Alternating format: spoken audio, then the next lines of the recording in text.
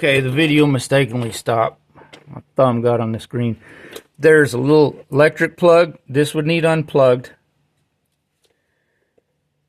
In order to get it free, take those two bolts, let the floor jack down here so these can clear. Then 5 bolts here.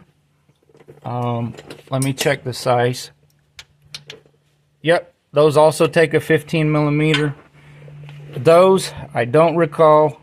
Most likely they're about a 22 millimeter, I believe.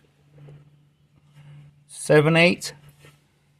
So that's what it is. What would have to be done is to lower that, slide it out, put the shaft all in place, put the washer on it, have a new gasket or thoroughly clean it and use an RTV gasket maker, let it a little tacky, and put it all back together with that one little thrust washer there in place. So thankfully, running the rod all the way up that tube and get it lined up worked.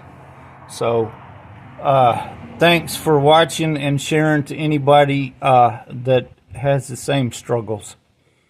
This is just my little garage here, so if you don't like it's professional, well, thanks for ridiculous trolling comments, because trolls make good snacks and it's lunchtime.